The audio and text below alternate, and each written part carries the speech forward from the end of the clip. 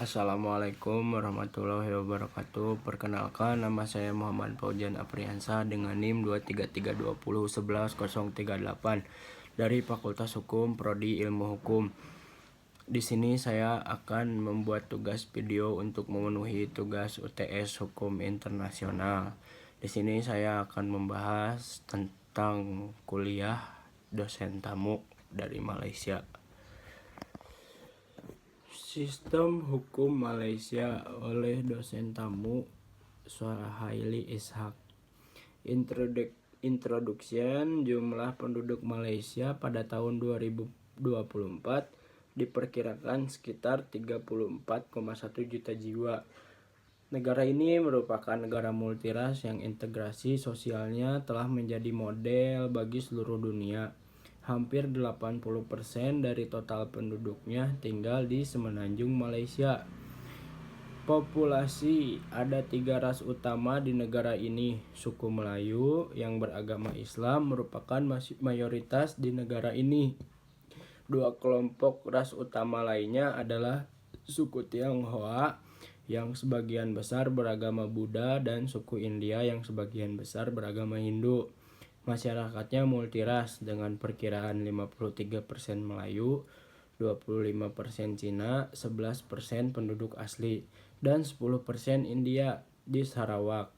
Penduduk asli utama yang secara kolektif dikenal di negara bagian itu sebagai Dayak adalah Iban, Bidayuh, dan orang Ulu, dengan Melanau sebagai pemukim awal, dan di Sabah, Kadazan, Dusun, Bajau, dan Murut. Kelompok etnis lain di Malaysia termasuk orang Eropa dan Eurasia. Bahasa dan agamanya. Bahasa nasionalnya adalah bahasa Melayu atau bahasa Malaysia, tetapi bahasa Inggris juga digunakan secara luas. Bahasa-bahasa lainnya termasuk berbagai dialek Cina, Tamil, dan bahasa-bahasa daerah seperti Iban, Kadazan, dan agamanya Muslim 61%, Buddha 20%, Kristen 9%, dan Hindu 6%. Islam adalah agama resmi. Kebebasan beribadah dijamin oleh konstitusi. Hukum di Malaysia. Semenanjung Malaysia, Sabah, dan Sarawak satu kesatuan politik, tetapi tidak diatur oleh hukum yang sama.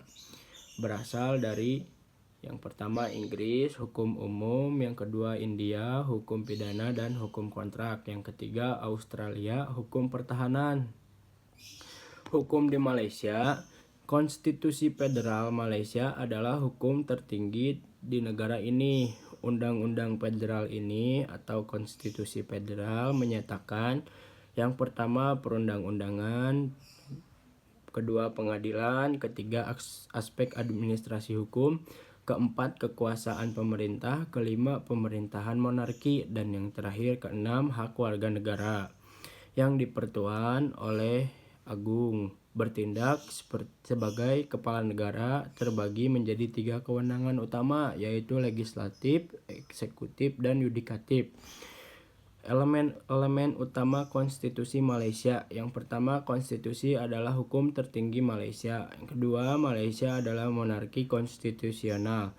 Yang ketiga, ada 3 cabang pemerintahan, legislatif, eksekutif, dan yudikatif. 3 cabang pemerintahan. Yang pertama, legislatif, badan perundangan, membuat undang-undang atau hukum. Yang kedua, eksekutif, melaksanakan undang-undang. Dan yang ketiga, yudikatif, badan kehakiman. Pemerintah federal dan negara terdiri dari 13 negara bagian dan 3 wilayah federal.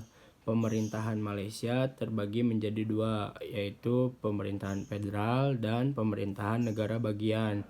Konstitusi adalah hukum tertinggi. Setiap hukum yang bertentangan dengan konstitusi federal dianggap ultra vires dan oleh karena itu ditolak. Pemerintah federal berbagi kedaulatan nasional dengan 13 pemerintah negara bagian lainnya.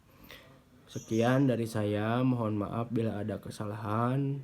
Terima kasih. Wassalamualaikum warahmatullahi wabarakatuh.